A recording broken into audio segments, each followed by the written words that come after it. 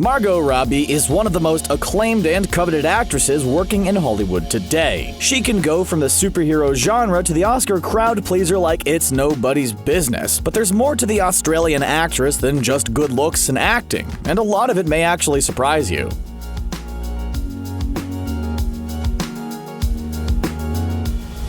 The Legend of Tarzan starred some very attractive people, namely Margot Robbie and her leading man-ape Alexander Skarsgård. The two played the iconic Tarzan and Jane from the old Victorian novels in this film adaptation, which takes place after the events of the typical films like Disney's Tarzan. Naturally, the two are married in the film and thus get a steamy scene together. Now, with Tarzan being a character who grew up in the wild, he can get a primal from time to bed, especially in bed. Director David Yates didn't want Jane to be overpowered, so he instructed Robbie to either punch or slap Skarsgård during their scene together. Only Robbie full-on decked him in the face and actually left a mark on the leading man. Talk about getting into the scene. Despite all the action in the film, Yates stated that the scene was likely the only one to cause physical harm to an actor on set. When the marketing for Suicide Squad kicked off, many fans instantly gravitated towards Margot Robbie's portrayal of Harley Quinn. She seemed to instantly capture the charm and crazy that has made the character so beloved with fans. But Robbie was initially not too jazzed about playing her. Citing her bizarre obsession with the Joker, who constantly abuses her, Robbie was confused about Harley as a character. But once she did some research on codependence and read Fool for Love, she was able to understand her more and gave the highlight performance of the film. She was so good, in fact, she's getting her own spin-off film titled Birds of Prey and the Fantabulous Emancipation of One Harley Quinn. Quite the title. There's also talks of a Joker and Harley spin-off film and a Gotham City Sirens. And you can't forget she'll likely be back for Suicide Squad 2, which will be co-written by James Gunn.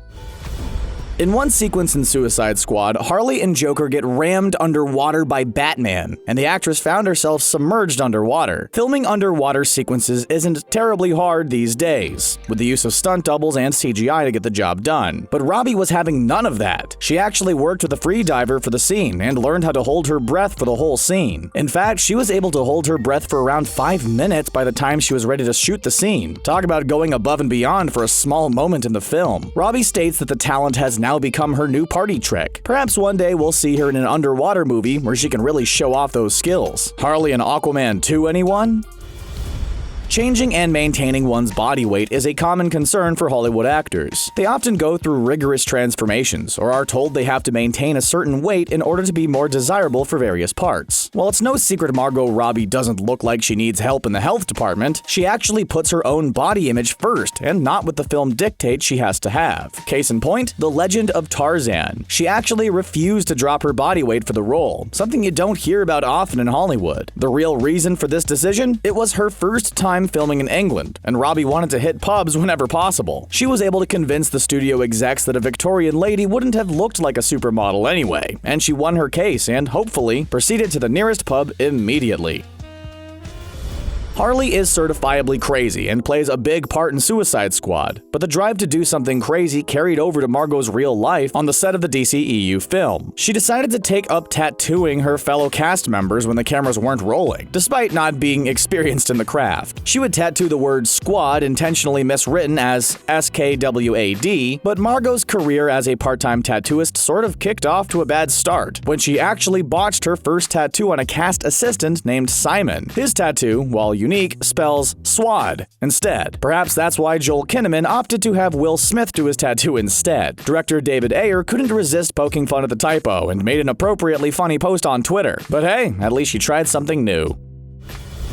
Margot Robbie can seemingly play it all, and 2018 saw her tackle the historical genre by portraying Queen Elizabeth I in the film Mary Queen of Scots. The film is a retelling of the events that saw Mary Stuart trying to overthrow her cousin Queen Elizabeth. Despite the rich history and interesting characters, Robbie actually almost turned it down. Despite being an acclaimed actress, Robbie actually felt like she didn't deserve the role, and that there were better actresses out there who would be much better in portraying Queen Elizabeth I. The reason for this belief was that Robbie didn't go to university or drama school, and she believed that in order to play such a historical figure, you needed classical education, and that she wasn't in the same league as former Elizabeth actresses Cate Blanchett or Judi Dench. But she took the role and is getting award buzz for her performance. After leaving her acting career in Australia behind, Robbie moved to the United States seeking to break into mainstream Hollywood. After landing a small part in About Time, she landed an audition in an upcoming Martin Scorsese film called The Wolf of Wall Street, which, as we know, stars Leonardo DiCaprio. Way to hit the ground running, Margot! Unlike Suicide Squad, which saw the role of Harley Quinn be offered to her, she had to audition for Wolf, as she was virtually unknown stateside. So how do you impress one of the greatest directors of all time as an unknown when you're standing next to Leo? Well, because her audition was the scene where she and Leo fight, she hit Leo really hard. She actually thought her career was over and that the studio would press charges, but Leo and Martin laughed it off, and Leo even told her to do it again. Despite her supermodel appearance, being in touch with her feminine side isn't something Robbie is particularly good at, the actress states. There's no doubt that Margot Robbie is one of the most beautiful actresses working in Hollywood today, and she can rock any dress on the red carpet, but that's not where she feels the most comfortable. Like most of us, Margot Robbie is more comfortable wearing a pair of Converse and sporting a t-shirt and shorts she can. She says she prefers being grungy and edgy in her appearance, and tries to buy Australian brands for her everyday wear, supporting the country of her birth. We think it's pretty cool that Robbie is so comfortable being down to earth and is proud to wear clothes that we can all relate to. Tonya was a critical darling and one of Robbie's best performances, netting her another Oscar nomination and winning the Critics' Choice Award for her portrayal of Tonya Harding, a competitive figure skater in the 90s. Now, figure skating can already be tricky enough, especially when you're emulating the kind of stuff you'd see on the competitive level. But Robbie was actually injured during the production with a herniated disc in her neck. Unfortunately for her, she was also a producer on the film and couldn't back out, so had to complete the shoot, having to check in for an MRI every week to make sure she was okay to film the following week. Not only did she give great skating scenes, but one heck of a performance. Being an actor is hard stuff. Not only is there the time commitment of rehearsing and memorizing lines, but there's a fitness regime and diet to follow. And that's just scratching the surface of an actor's life. For superhero roles like Suicide Squad, studios expect their actors to be looking fit, and that requires a hearty and, well, boring diet. But once the production is finished, Robbie is having none of that healthy stuff. She actually loves junk food like the rest of us, and says she'd prefer to have some beer and french fries when she's not required to look the part on screen. But when it's time to look slim, it's carrot sticks for days, she says. That's two very different extremes, but we're glad Robbie can do what makes her happy on the off days.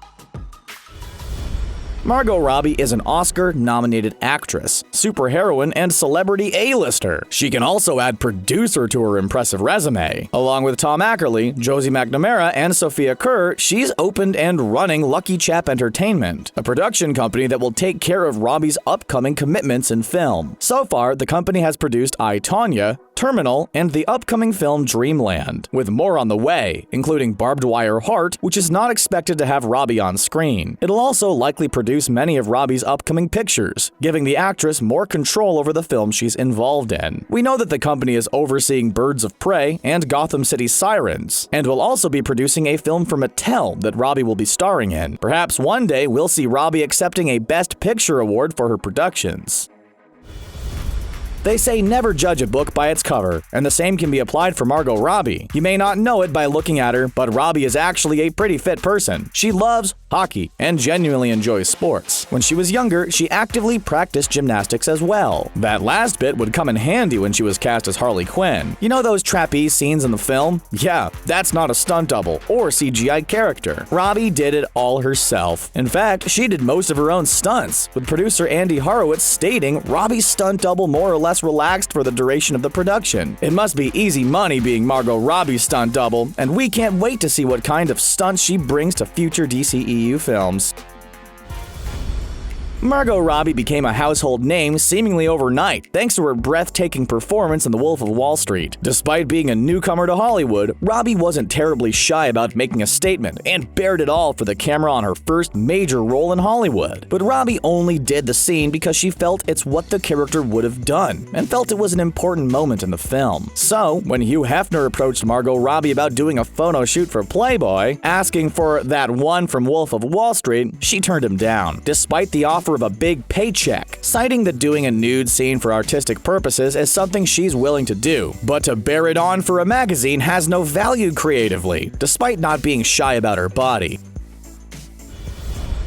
Margot Robbie consistently is surprising Hollywood, and she continued to do that with the announcement that she will star and produce an upcoming Barbie movie. Barbie has always been something of a controversial toy, with many accusing the doll's proportions of being unrealistic. But Robbie isn't letting the toy's sometimes controversial past get in the way of her production. She's cited that the toy encourages curiosity, confidence, and communication, and is eager to showcase that on film. With Barbie taking on over 150 roles in her shelf time, including President of the United States and a princess, the world really is Barbie's oyster when Robbie brings her to the big screen. Robbie also promises that the film will have a positive impact on both children and the general audience once it comes out, and will hold her to that promise. The film is scheduled to release in 2020.